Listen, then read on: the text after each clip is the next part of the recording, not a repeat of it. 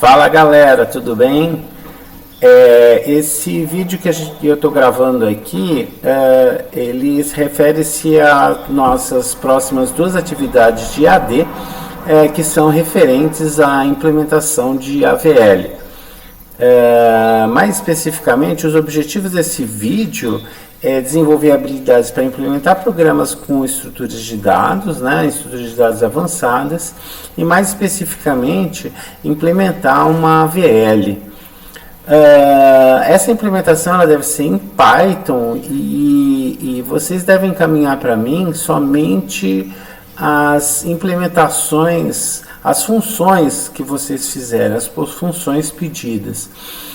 Eu estou pedindo para vocês implementarem usando Python, mas eu não queria usar os conceitos de orientação a objeto, Então essas funções que vocês criarem, eu peço para vocês criarem como funções mesmo, Não como métodos de classe, para quem sabe fazer isso daí, Assim, para quem tem dificuldade, para quem não conhece orientação a objeto, fica mais fácil de implementar os conceitos. A primeira regra básica aqui dessas duas próximas atividades é que vocês devem seguir rigorosamente a especificação do problema aqui, existem algumas coisas que vocês não vão ter muita liberdade para fazer. Por exemplo, eu quero que cada nó ele tem exatamente essa estrutura. Ela tem um campo chamado pi, um campo ASCII, um campo dir, um campo chave e um campo b, exatamente com esses nomes, O pi e o ASCII dir, de forma óbvia, elas se referem para onde que o nó está apontando para o pi, quem é o filho esquerdo, quem é o filho direito. Lembrando que nas folhas, os campos ASCII e dir são nulos, E na raiz o campo pi ele é nulo. Cada nó também ele vai ter uma chave, que vai ser que você pode considerar um número, Na verdade não vai fazer muita diferença que tipo de dado que é, mas sim, eu vou testar o seu programa usando números como chave, e esse campo B, ele é aquele campo que a gente sabe que na árvore AVL a gente chama como fator de balanceamento, que é a diferença entre as alturas da subárvore esquerda e a subárvore de direita, e esse campo vocês vão atualizando dinamicamente durante a execução do programa. Lembrando que você não pode ficar calculando as alturas das subárvores esquerda e direita, senão você demora muito tempo para atualizar esse campo. Nós vamos assumir que as chaves de nossa árvore, elas são todas distintas. Novamente, não faz muita diferença se você considera elas distintas ou não. Mas saiba que o teste que eu vou fazer, os testes que nós vamos fazer, são todos eles considerando chaves distintas. Então, se você quiser fazer o seu projeto olhando para isso, eu acho que tudo bem, aí seria interessante. Então, nós vamos fazer assim, são dois EADs, cada um deles vai ter cinco funções para serem feitas, todas as funções devem obedecer o mesmo nome que eu estou propondo aqui nos slides, com os mesmos parâmetros que eu estou propondo aqui no slide. E ele deve fazer exatamente isso que a gente está falando. Agora, como você vai fazer isso aí fica por sua conta. Mas só uma dica, praticamente tudo isso a gente já fez em sala de aula, então você pode dar uma olhada, esse EAD ele é feito justamente para você estudar o que a gente já viu em sala de aula. A primeira função que eu quero que vocês implementem é essa função insere sem rotação. Insere-se em rotação, deixa eu ler aqui, vamos ler junto. Ele recebe a raiz P de uma árvore e uma chave X. Se X não está na árvore, então ela deve ser inserida no local adequado. Qual é o local adequado? O local adequado, ele ser inserido como folha, né? E todos os campos de nós, de todos os nós, devem ser atualizados. E aqui está a coisa importante, não deve ser feita qualquer rotação. Nesse momento, para essa função, eu não quero que vocês se preocupem com a rotação, né? Eu quero que vocês se preocupem com duas coisas. Uma é em fazer inserção, a inserção.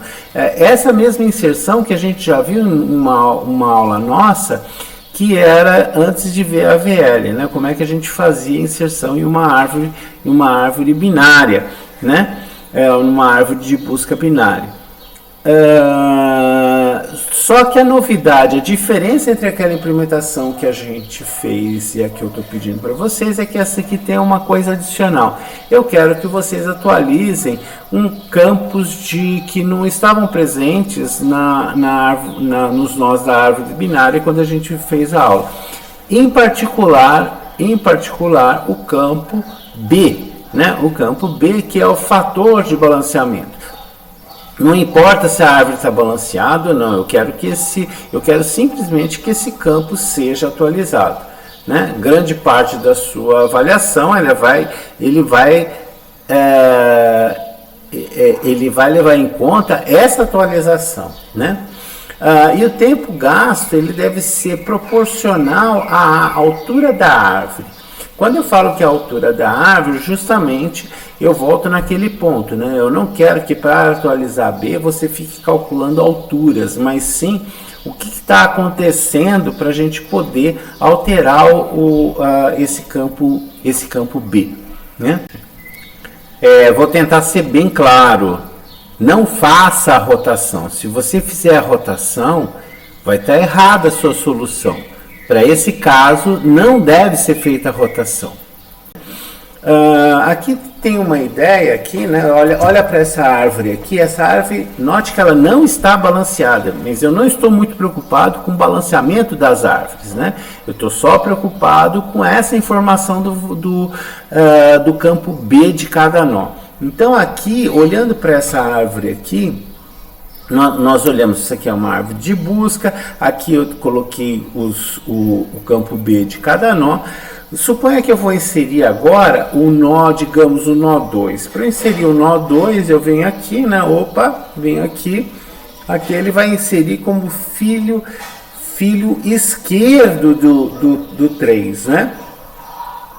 E vai ter que fazer o quê? Ele vai ter que atualizar todos os nós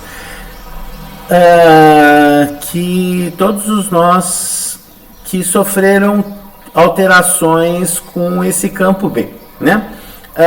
Esses nós em particular, eles estão no caminho do nó inserido até a raiz. Então vamos lá aqui, suponha que eu insira o 3, eu inseri o 3 aqui e agora eu tenho que voltar, né? E ir atualizando esse campo B de cada nó, né? Isso aqui é um exercício bem bacana porque ele procura localizar as dificuldades que você tem, né? Para manipulação de árvores AVL. Bom, a atualização que a gente fez aqui nesse exemplo em particular, né? Ele foi do nó inserido até a raiz. Nem sempre é isso, né? Por exemplo, se eu for inserir o nó 6 aqui nessa árvore, eu vou inserir aqui como filho direito de 5, né? Mas não será necessário atualizar o fator de balanceamento de todos os nós do caminho. Ele vai atualizando até onde for necessário, né? Então ele atualiza todos os nós no caminho, todos os fatores de balanceamento que forem necessários aqui para serem atualizados, ok? Uma segunda função que eu vou pedir, essa é muito fácil, porque basicamente é copiar o que a gente fez quando a gente estava estudando árvores de busca, né? Não tem nenhuma novidade aí. É fazer a busca de um determinado nó, né? Aqui, vamos ler aqui o enunciado. Ele pede, é uma função que recebe a raiz de uma árvore ou subárvore e devolve o nó Q, tal que chave de Q é igual a x. E se não existe tal nó, a função deve devolver nulo. Eu acho que foi exatamente isso que nós fizemos durante a aula. Então, basicamente, é só passar para o Python essa função busca, né? Tem essa outra função que nós ainda no EAD1, né? Essa busca e remove sem rotação. Essa talvez seja a mais complicadinha, mas mais complicadinha entre aspas isso, né? Porque de novo nós fizemos isso daqui em aula, vocês têm praticamente o código feito, porque foi aquilo que a gente fez em aula. Basta vocês traduzirem isso para a linguagem Python, né? Essa função ela recebe a raiz P de uma árvore e uma chave x. Se x está na árvore, então ela deve ser então deve ser removida uma folha e a chave x. Todos os campos de todos os nós devem ser atualizados. De novo, é a remoção da VL sem rotação, né? A rotação é um problema adicional que a gente vai tratar ele à parte. Mas eu quero que você atualize esse campo B. Então, assim, fora a tradução do código para Python que a gente viu em aula, aqui a única coisa que você vai ter que fazer, que vai ter que prestar atenção, é saber como é que você faz a atualização desse campo B após a remoção de um nó, né? O tempo gasto, de novo, deve ser O de H. Aqui na remoção, por exemplo, eu vou colocar um exemplo só. Suponha que, por exemplo, eu queira remover esse elemento 4. Busca o sucessor desse nó, que é o 5, né? E faz assim, copia o 5 para a posição 4. Isso que para garantir que a propriedade de busca ela vai se manter mesmo depois que eu remover esse nó. Porque o que eu vou fazer é assim, eu quero remover o 4. Eu não vou remover o 4 porque é difícil remover aqui. Não tem como eu pendurar esses dois nós como filho do 2. Então o que a gente vai fazer é a gente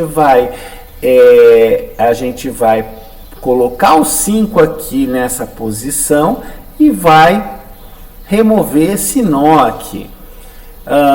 Tudo isso que para a gente poder garantir a propriedade de busca da árvore resultante após a remoção. Tá, novamente, eu não estou preocupado. Veja que essa árvore ela não é balanceada. Aqui, ó, o fator de balanceamento aqui é menos 4, menos 3. Então, é assim, eu não estou preocupado em que essa árvore ela seja balanceada. Ou seja, eu não estou preocupado que o fator de balanceamento de todos os nós estejam entre menos 1 e 1. Mas sim, eu estou querendo guardar a informação do fator de balanceamento de cada nó. Né? Então, quando eu remover aqui, né, todos os nós no caminho que vai da folha até a raiz, eles devem ser atualizados. Na verdade, nem sempre tem que atualizar todos. Aqui nesse caso, sim, né? Aqui nesse caso eu vou jogar o 5 aqui e na hora que eu remover esse nó, tem que atualizar todos esses nós aqui, o campo B de todos esses nós no caminho que vai do nó que foi removido até a raiz da árvore. A quarta e a quinta funções que a gente quer que vocês implementem é essa função RDP e a DRP, a rotação à direita de P né? E a dupla rotação à direita de P. Essas duas são bem simples, né? Elas devem ser bem simples. Embora a gente não tenha feito isso em aula, elas são relativamente simples. Tem sei lá, uma quantidade constante aí de comandos. Simplesmente umas 10 instruções aí, não mais do que isso, para atualizar os campos ESC, DIR e PY aí, de alguns nós que você tem que fazer isso, né?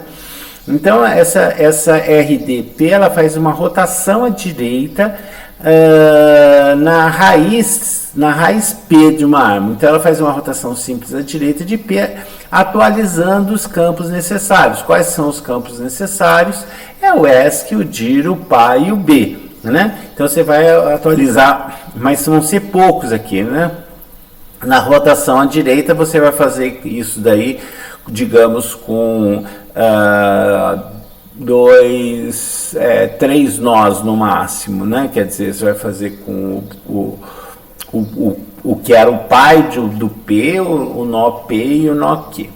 Aqui, para facilitar ainda mais a vida, né? E essa facilitação, ela na prática, ela faz todo o sentido do mundo, né? Você assumir que P tem um filho esquerdo, ou seja, que a rotação da direita ela é possível. Você não precisa testar se você precisa fazer, se você pode fazer a rotação à direita ou não, né? Você simplesmente pode ir lá e fazer a rotação. E devolve a raiz, né? A nova raiz da árvore. Lembra que quando ela tinha um nó chamado Q, né, que era o filho esquerdo do P, que quando você fazia a rotação à direita, ele se torna raiz, né? Então você vai devolver esse nó aí depois de fazer a rotação. A dupla rotação à direita também eu quero que vocês implementem. A gente fala que é uma dupla rotação e mostra didaticamente que ele funciona como uma dupla rotação, mas eu acho muito mais fácil, e você tem muito menos chance de errar se você pensar na dupla rotação à direita não como uma composição de duas rotações, mas sim pensar como uma rotação um pouco mais sofisticada, né? E fazer ela diretamente. Eu acho que você faz, que fica mais fácil aqui, ok? Então, para o EAD1 é isso daí. Algumas observações. Primeiro, eu não estou pedindo para vocês mandarem mensagem nenhuma. Não precisa colocar o print, por exemplo. Você não precisa usar em nenhum dos seus EADs. Eu não estou pedindo para você imprimir nada, né? Então não precisa mandar nenhuma mensagem, nem mesmo pedir para o usuário digitar nada. E também você não precisa mandar um programa junto, né? Porque a gente vai pegar as suas funções e nós vamos usar a nossa entrada para as suas funções, né? Então não precisa ter nenhum input, né? Nem input, nem raw input, nem print. Você não precisa de nenhum comando de entrada e saída. Simplesmente eu quero as funções, né? Insisto novamente que você tem que obedecer aí o enunciado, porque a gente tem o nosso programa que pressupõe que as suas funções fazem exatamente isso. Então, se você tentar mudar isso daí, quer dizer, se você quiser inventar e não seguir o que está sendo pedido, o que vai acontecer é que o seu programa não vai funcionar, entendeu? No EAD2 já começa bem simples, né? Também são cinco funções, né? E assim, as duas primeiras já começam muito fáceis aí, porque assim, se você fez as duas últimas do EAD1, as duas primeiras do EAD2 vão ser muito fáceis elas, né? Porque basicamente o que era esquerda você faz para a direita e vice-versa, né? Então basta você reescrever trocando esquerda por direita, depois não esqueçam de fazer uns testes para ver se está tudo ok. E aí já tem 4 pontos garantidos do EAD2, né? A terceira função que eu peço do EAD2 é essa função rotação. Nessa função rotação, basicamente é a parte prática e talvez seja uma das funções mais importantes aí desses 2 EADs, né? E ela não é muito difícil essa função rotação. Ela não é muito difícil, eu vou mais longe. Ela é fácil fazer e ela é bastante importante. O que eu quero que a gente faça com essa função rotação é assim: você pega, olha para todo aquele quadro que a gente particularizou das rotações que são necessárias para manipulação da AVL. Nós fizemos um quadro, né? Lembra que tinha umas 10 linhas, umas 10 situações, né?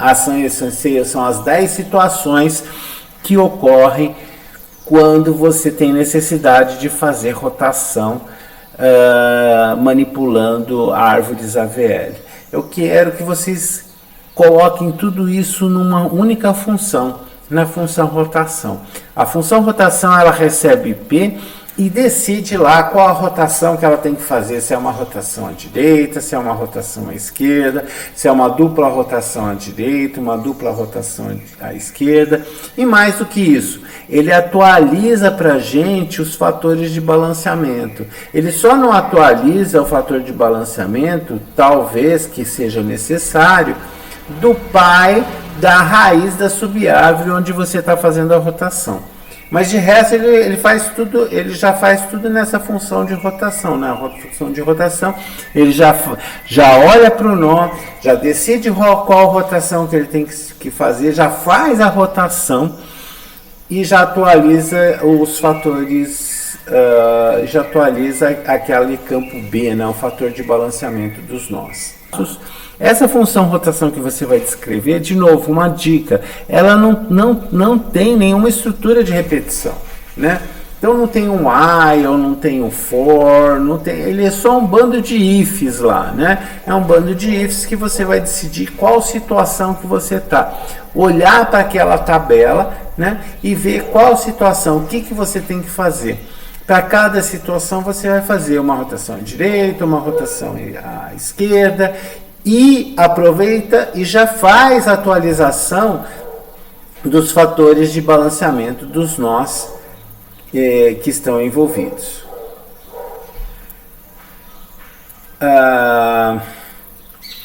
Ótimo. Feito isso, agora sim a gente pode escrever, né? Usar as primeiras funções que a gente fez no EAD1, né? Juntamente com essa função de rotação que a gente fez, e agora fazer as questões 4 e 5 do EAD2, que é de fato agora o insere AVL, que você vai fazer para árvores AVL, ou seja, você vai fazer exatamente aquela função insere que você fez no EAD1, só que quando você faz essa inserção, se há necessidade de fazer algum tipo de rotação, você já faz dentro dessa própria função, usando a função número 3. E na busca e remoção AVL, de novo a mesma coisa. Na primeira parte da função, é exatamente aquela função que você usou no EAD1. É a questão 3, né, do EAD1. Bom, basicamente é isso. Eu vou publicar isso daqui a pouco, né? Eu vou só editar esse vídeo, ver se tá tudo ok. E já vou deixar ele lá já vou colocar lá no AVA, né? Vou colocar um fórum também para a gente discutir. Para a gente colocar questões. Eu gostaria bastante que vocês participassem do fórum, coloquem questões lá. Um grande abraço, tchau.